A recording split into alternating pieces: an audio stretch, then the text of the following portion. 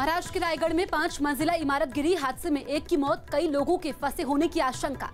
रायगढ़ में इमारत गिरने के बाद एनडीआरएफ को राहत और बचाव के काम में लगाया गया, जबकि कुत्तों की मदद से मलबे में दबे लोगों की तलाश की गई। 2019 में पुलवामा में हुए आतंकी हमलों की जांच में जुटी एनआईए आज जम्मू की स्पेशल कोर्ट में चार्जशीट फाइल करेगी। सुशांत सिंह मामले की जांच में जुटी सीबीआई की टीम साइकोलॉजिकल ऑटोप्सी यानी सुशांत के दिमाग का अध्ययन करेगी। कानपुर पुलिस लाइन में एक बैरक की छत गिरने से एक पुलिस वाले की मौत हो गई, जबकि एक बुरी तरह घायल हो गया। दिल्ली में पकड़े गए आईएसआईएस आतंकी अबू यूसुफ की मां ने दावा किया कि वो पिछले 3 साल से बम बनाने की कोशिश में जुटा हुआ था। यूपी के बलिया में कुछ बदमाशों ने एक पत्रकार की गोली मारकर हत्या कर दी। कोरोना पीड़ित केंद्रीय आयुष राज्य मंत्री श्रीपद नाइक के इलाज के लिए एम्स के डॉक्टरों की टीम गोवा पहुंची। एम्स के फॉरेंसिक चीफ ने दावा किया कि सुशांत सिंह राजपूत की पोस्टमार्टम रिपोर्ट में गड़बड़ियां की गई। आंध्र प्रदेश के विशाखापट्टनम में कोरोना मरीजों के लिए एक कॉलेज में बनाए गए क्वारंटीन सेंटर में आग लग गई। कोरोना रिपोर्ट पॉजिटिव आने के बाद हरियाणा के मुख्यमंत्री मनोहर लाल खट्टर को गुरुग्राम के मेदांता अस्पताल में भर्ती करवाया गया। सड़क 2 फिल्म का एक गाना रिलीज किया गया, जिसे पहले ही दिन 25,000 से ज्यादा डिसलाइक मिल गए। अपने जन्मदिन के उत्सव के बाद दुनिया के सबसे तेज धावक उसेन बोल्ट का कोरोना टेस्ट पॉजिटिव आया।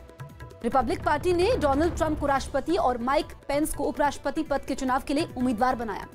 सोनिया गांधी कांग्रेस के अंतरिम अध्यक्ष बनी रहेंगी, जबकि 6 महीने में नए अध्यक्ष का चुनाव होगा। प्रशांत भूषण ने अदालत की अवमानना मामले में सुप्रीम कोर्ट में जवाब दाखिल कर माफी मांगने से इंकार कर दिया, जिस पर आज सुनवाई होगी। सीएम ममता बनर्जी ने कोरोना संकट में केंद्र सरकार से दाखिले के लिए होने वाली नीट और जेईई परीक्षा टालने की मांग की। दिल्ली हाईकोर्ट और सभी निचली अदालतों में 31 अक्टूबर तक सिर्फ वीडियो कॉन्फ्रेंसिंग के जरिए ही सुनवाई होगी और उसमें भी सिर्फ जरूरी मामले ही सुने जाएंगे। सेना प्रमुख मनोज मुकुंद नरवणे ने आतंकवाद का डटकर सामना करने वाले एनएसजी के जवानों को सम्मानित किया। दिल्ली में यमुना नदी का पानी खतरे के निशान के काफी करीब पहुंच गया, जिसके बाद केजरीवाल सरकार ने हर स्थिति से निपटने के लिए तैयारी शुरू कर दी। अमेरिकी राष्ट्रपति डोनाल्ड ट्रंप ने चीन से कारोबारी रिश्ते पूरी तरह खत्म करने के संकेत दिए। खबर है कि केंद्र सरकार अनलॉक 4 में दिल्ली में मेट्रो चलाने पर विचार करेगी। बिहार विधानसभा चुनाव से पहले चुनाव आयोग ने सभी जिलों के डीएम से बात की और बाहर से आए मजदूरों का नाम वोटर लिस्ट में शामिल करवाने का निर्देश भी दिया।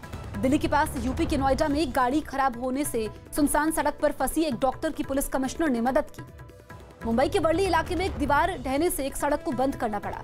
बीजेपी पश्चिम बंगाल विधानसभा चुनाव के लिए सीएम उम्मीदवार के नाम का ऐलान नहीं करेगी, बल्कि पीएम मोदी के नाम पर यह चुनाव लड़ा जाएगा। दिल्ली सरकार ने उन शादियों के हॉल को खाली करवा दिया जिन्हें जून में कोरोना मरीजों के इलाज के लिए लिया गया था। मध्य प्रदेश बीजेपी ने ग्वालियर चंबल में करीब 50,000 सिंधिया समर्थकों की पार्टी में शामिल होने का दावा किया। हालांकि कांग्रेस ने इस दावे को झूठा करार दिया। दावा किया गया कि राम मंदिर बनाने के लिए भूमि पूजन के बाद से अब तक लोगों ने 60 करोड़ से ज्यादा की रकम दान दी। दिल्ली हाईकोर्ट ने कोरोना संकट की वजह से छोड़े गए कैदियों की पैरोल 31 अक्टूबर तक बढ़ा दी है। वैष्णो देवी जाने वाले श्रद्धालुओं के लिए नए दिशा निर्देश जारी किए गए, जिसमें दूसरे राज्य से आने वाले श्रद्धालुओं को 48 घंटे पहले ही अपनी नेगेटिव कोरोना रिपोर्ट दिखानी होगी। मध्य प्रदेश के सतना में एक इनामी बदमाश की तलाश में गई यूपी एसटीएफ की टीम ने 3 लोगों को गिरफ्तार कर लिया। मध्य प्रदेश के जबलपुर में एक आदमी की हत्या के आरोप में पुलिस ने उसकी पत्नी और बेटे समेत 3 लोगों को गिरफ्तार कर लिया। दिल्ली में पकड़े गए चीनी जासूस के 2 साथियों को पुलिस ने हिमाचल से गिरफ्तार कर लिया। इनमें एक चीनी महिला भी शामिल है। यूपी के मथुरा में काफी समय से खाली पड़ी एक पानी की टंकी को गिरा दिया गया। यूपी के मेरठ में कुछ बदमाशों ने एक पेट्रोल पंप पर पैसे मांगने से खफा होकर कर्मचारियों से मारपीट की। यूपी के जौनपुर में एक प्रधान को अपने जन्मदिन के मौके पर फायरिंग करने का वीडियो सोशल मीडिया में वायरल हो गया। यूपी के गाजीपुर में कुछ कोरोना मरीजों ने गाना गाकर मनोरंजन किया, जिसका वीडियो सोशल मीडिया पर वायरल हो गया। यूपी के कानपुर में कुछ बदमाशों ने एक फाइनेंस ऑफिस में काम करने वाले कर्मचारी की चाकू मारकर हत्या कर दी। उत्तराखंड के उत्तरकाशी में भारी बारिश के बाद मलबा गिरने से नेशनल हाईवे बंद हो गया। यूपी के मेरठ में 35 करोड़ की नकली एनसीईआरटी की किताबों के मामले में बीजेपी नेता के खिलाफ केस दर्ज होने के बाद पार्टी ने उन्हें बर्खास्त कर दिया। यूपी के गोंडा में एक लड़के की बेरहमी से पिटाई का वीडियो सोशल मीडिया पर वायरल हो गया। मलबा गिरने की वजह से पिछले 7 दिनों से बंद केदारनाथ जाने वाला राजमार्ग खोला गया। दिल्ली के पास यूपी के गाजियाबाद में कुछ बदमाशों ने घर के बाहर खड़े एक आदमी की गोली मारकर हत्या कर दी। खबर है कि उत्तराखंड के सीएम त्रिवेंद्र सिंह रावत नवरात्र में अपना कैबिनेट विस्तार कर सकते हैं। उत्तराखंड में अनुशासनहीनता मामले में घिरे विधायक कुंवर प्रणव चैंपियन की बीजेपी में वापसी हो गई। सीएम केजरीवाल ने पालन के दादा देव अस्पताल में ऑनलाइन ओपीडी की शुरुआत की, जिससे गर्भवती महिलाओं को लंबी लाइनों में नहीं लगना पड़ेगा। दिल्ली हाईकोर्ट ने आरबीआई के नियम तोड़ने पर गूगल पे को नोटिस भेजा। समाजवादी पार्टी ने राम पर विवादास्पद टिप्पणी करने वाले लोटन राम निषाद को पार्टी के पिछड़ा वर्ग के प्रदेश अध्यक्ष के पद से हटा दिया। हिमाचल में कोरोना के खतरे के बीच आज टीईटी यानी टीचर एलिजिबिलिटी टेस्ट होगा। कोरोना की चपेट में आए झारखंड के पूर्व सीएम शिबू सोरेन को रांची के मेदांता अस्पताल में भर्ती करवाया गया। मध्य प्रदेश में कोरोना के खतरे की वजह से 9वीं से 12वीं क्लास तक तिमाही और छमाही की परीक्षाएं नहीं करवाने का फैसला लिया गया है। हरियाणा में अंबाला एयरफोर्स स्टेशन को बम से उड़ाने की धमकी देने का आरोपी गिरफ्तार कर लिया गया। पश्चिम बंगाल में पिछले 24 घंटे में कोरोना के 2967 नए मामले सामने आए, जबकि 57 लोगों की मौत हो गई। हैदराबाद पुलिस ने ट्रांसप्लांट के लिए मानव अंग लेकर जा रही एक एम्बुलेंस के लिए एयरपोर्ट से अस्पताल तक ग्रीन कॉरिडोर बनाया। महाराष्ट्र में पिछले 24 घंटों में कोरोना के 11,015 नए मामले सामने आए, जबकि 212 लोगों की मौत हो गई।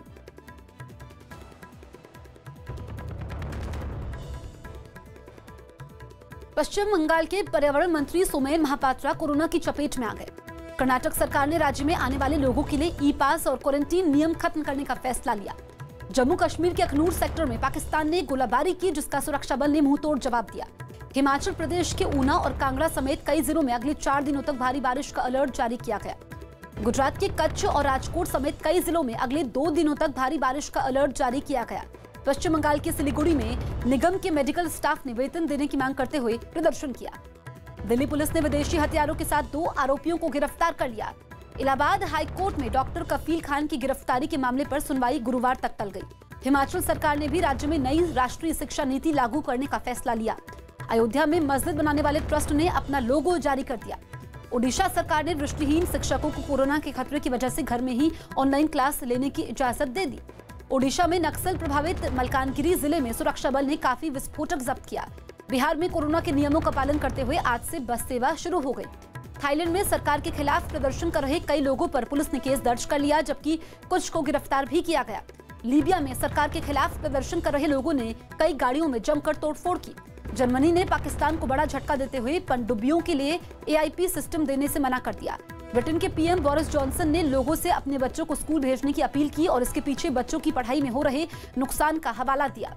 अमेरिका में कोरोना मरीजों की संख्या 58 लाख के पार पहुंच गई। जापान के पीएम शिंजो आबे को तबीयत बिगड़ने पर फिर टोक्यो के अस्पताल में भर्ती करवाया गया। खबर है कि उत्तर कोरिया के नेता किम जोंग उन कोमा में हैं, जिसके बाद उनकी बहन के पूरा कामकाज संभालने की अटकलें तेज हो गई हैं। अफगानिस्तान के गाजी प्रांत में हुए बम धमाके में 7 लोगों की मौत हो गई, जिनमें 2 बच्चे भी शामिल हैं। खबर है कि चीन ने 2 कोरोना के टीकों को मंजूरी दे दी, जिनका इस्तेमाल सिर्फ इमरजेंसी के मामलों में ही किया जाएगा। अमेरिकी विदेश मंत्री माइक पोम्पियो इजराइल पहुंचे, जहां वो पश्चिमी एशिया में शांति समेत कई मुद्दों पर बातचीत करेंगे। खबर है कि रूस में कोरोना के दूसरे टीके का ट्रायल सितंबर में पूरा हो जाएगा। फिलीपींस के सुलू प्रांत में हुए 2 बम धमाकों में 9 की मौत हो गई, जबकि 17 से ज्यादा घायल हो गए। तुर्की के काला सागर तट पर भारी बारिश के बाद आई बाढ़ में 6 लोगों की मौत हो गई, जबकि 10 से ज्यादा लोग लापता हो गए। सीरिया के दक्षिण हिस्से से गुजरने वाली अरब गैस पाइपलाइन में धमाका हो गया, जिससे वहां घंटों बिजली गुल रही। इस धमाके के बाद वहां की सरकार ने इस मामले में आतंकवादियों का हाथ होने की आशंका जताई। मध्य इजराइल में जमीन के अंदर से हजारों साल पुराना खजाना बरामद करने का दावा किया गया। कैरिबियाई देश क्यूबा में तूफान और भारी बारिश से सैकड़ों लोग बेघर हो गए। अमेरिका के विस्कॉन्सिन में अफ्रीकी मूल के एक अमेरिकी नागरिक को गोली मारने से हालात तनावपूर्ण हो गए, जिसके बाद शहर में कर्फ्यू लगाना पड़ा। ईरान में राष्ट्रपति पद के लिए चुनाव अगले साल 18 जून को होंगे। एक रिपोर्ट के मुताबिक 2025 तक भारत में डिजिटल पेमेंट मार्केट बढ़कर 3 गुना हो जाएगा। ऑस्ट्रेलियाई क्रिकेट टीम इंग्लैंड पहुंच गई, जहां दोनों देशों के बीच वनडे और T20 सीरीज खेली जाएगी। खबर है कि कोरोना संकट के बीच टेबल टेनिस खिलाड़ी मनिका बत्रा शिविर में नहीं जाएंगी, जो टोक्यो ओलंपिक्स के लिए बेंगलुरु में हो रहा है। हालांकि 3 खिलाड़ी जाने को तैयार हैं। जर्मनी की गोल्फ खिलाड़ी सोफिया पापोव ने ब्रिटिश ओपन का खिताब जीत लिया, जिसके बाद वो इस खिताब को जीतने वाली जर्मनी की पहली महिला गोल्फर बन गई। ब्रिटेन के टेनिस खिलाड़ी एंडी मरे लंबे समय बाद कोर्ट पर उतरे और western and southern open tennis tournament में जीत के साथ शुरुआत की।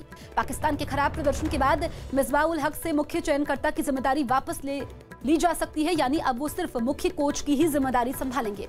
पूर्व ऑस्ट्रेलियाई कप्तान रिकी पॉन्टिंग ने महेंद्र सिंह धोनी की तारीफ की और बताया कि उन्होंने बतौर कप्तान कभी भी अपनी भावनाओं को खुद पर हावी नहीं होने दिया। कैरिबियन प्रीमियर लीग के एक मैच में ट्रिनबागो नाइट राइडर्स ने बारबेडोस की टीम को 19 रनों से हरा दिया, जबकि दूसरे मुकाबले में सेंट लूसिया लूक्स ने गयाना को 10 रनों से मात दे दी।